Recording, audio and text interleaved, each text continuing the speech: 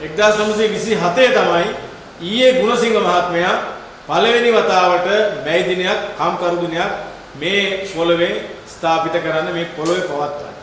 ඉදා සියලු කම්කරුවෝ එක රාශි කරගෙන ඊයේ ගුණසිංහ මහත්මයාගේ ප්‍රධානත්වයෙන් ගුණසිංහ සහෝදරයා මැයි දිනේ ප්‍රකාශයටපත් කරනවා සහ මැයි දිනේ පවත්වනවා. ඊට පස්සේ එදා ඉඳන් අද වෙනකන් රට පුරා ලෝකේ තත්ත්වය ලංකාවට ආදේශ කරගෙන මැයි දිනය ලංකාවේ පවත්වනවා. සාමාන්‍යයෙන් මැයි දිනේදී මූලික වශයෙන් සේවා කොන්දේසි ගැන අවධාරණය කරනවා, අයිතිවාසිකම් පිළිබඳව අවධාරණය කරනවා, ඒ වගේම වරප්‍රසාද පිළිබඳව අවධාරණය කරනවා. මේ මැයි දිනේට යම් තේමාවක් මේ අවුරුද්දේ කම්කරු ප්‍රජාව එකතු වෙලා හදාගෙන තියෙනවා. ඒ තමයි කෝටිපතියන්ට ඉහළින් කම්කරුවන් කියන මාතෘකාව. ඒක ඇත්ත. කෝටිපතිව හම්බ කරනවා, කම්කරුව වැඩ කරනවා. කම්කරුව වැඩ කරන්නේ නැත්නම් රටක් ඉස්සරහට යන්නේ නැහැ, රටක් දුවන්නේ නැහැ. හැබැයි මේ වැඩ කරන කම්කරු ප්‍රජාවට, ශ්‍රමය වගුරුවන කම්කරු ප්‍රජාවට නියමිත අයිතිවාසිකම් ලැබෙනවද කියන කාරණය පිළිබඳව ප්‍රශ්නයක් තියෙනවා. හැම ශාස්ත්‍රයක් ගත්තම එහෙමයි.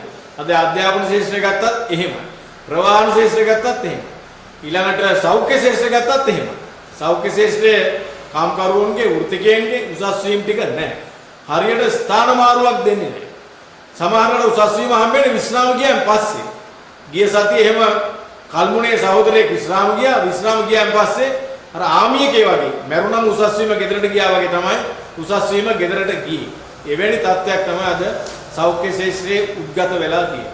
මේ විෂයන් බාර දීලා තියෙන කිසිම ඇමතිවරයෙකුට තමන්ගේ විෂය කළමනාකරණය කරගන්න බැරි තත්ත්වයක් රට ඇතුලේ ඇවිල්ලා තියෙනවා. ඒක නිසාම වෘත්තිකයන්ගේ, කම්කරුවන්ගේ වැඩ කරන පන්තියේ අයිතිවාසිකම් වරප්‍රසාද කියන කාරණා බරපතල අභියෝගයකට ලක් වෙලා තියෙනවා. අද ජීවත් වෙන්න අමාරුයි.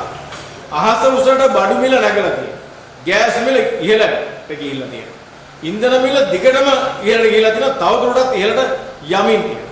ඊළඟට විදුලි බිල වැඩි කරා අඩු කරන්න ආපු ආණ්ඩුව නැවත වැඩි කරන්න දැන් යෝජනා ඉදිරිපත් කළා තියෙනවා. ඉතින් මේ තත්ත්වය ඇතුලේ cost of living එහෙම නැත්නම් ජීවන වියදම ඉතාම බරපතල විදියට වැඩි වෙලා තියෙනවා.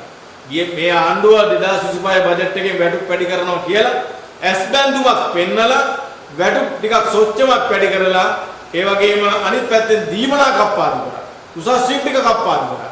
එහෙම කප්පාදු කරලා වැඩි කරපු වැටුපේ අවශ්‍යතාවයක් නැති තත්ත්වයට, ඒකේ වටිනාකමක් නැති තත්ත්වයට පත් කරා. දැන් මැයි දිනයක් කෙනෙකුට සාමාන්‍යයෙන් කම්කරු ප්‍රජාව යම් ප්‍රමාණයකට බලාපොරොත්තු දල්වගෙන ඉන්නවා. ආණ්ඩුව යමක් ප්‍රකාශයටපත් කරයි.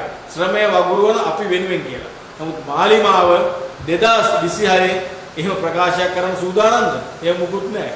බඩු මිල අඩු කරන්න සූදානම්ද? එහෙම මුකුත් නැහැ. වැටුප් වැඩි කරන්න සූදානම්ද? එහෙම නැහැ. දීමනා වැඩි කරන්න සූදානම්ද? එහෙම නැහැ. කම්කරුවන්ට ශ්‍රමය වගුරුවන අයට කිසිම වරප්‍රසාදයක් නොදෙන ආණ්ඩුවක් බවට මේ ආණ්ඩුව පත් කරලා තියෙනවා. ඒ වෙනුවට දේශපාලඥයන් කරන සියලු වැරදි නිලධාරීන් පිට, නිලධාරී කියන්නේ කම්කරුවෝ අර්ථයෙන් ගත්තා. ඒ අය පිට පවරලා සමහර අය හිරේ දාලා සමහර අය මහ පොළොව යටට යන තත්ත්වයට පත් කරලා තියෙනවා. අද හර්ෂයිරුත් පිටියලා හිරේ, ඊළඟ තුෂාරලා හිරේ ගිහිල්ලා එළියට ආවා. අනිත් පැත්තෙන් රංග රාජපක්ෂලා අඩි 6ක් පොළොව යටට යන තත්ත්වයට පත් වෙලා තියෙනවා. ඉතින් රංග රාජපක්ෂ කියලා කියන්නේ මේ රටේ මුදල් අමාත්‍යාංශය නිසිද්ධ වෙච්ච හොරකමේදී පළවෙනි වරට CID එකට කම්ප්ලේන් කරපු, පැමිණිලි කරපු නිලධාරිය. ඔව් හොඳ JVP කාර්යය.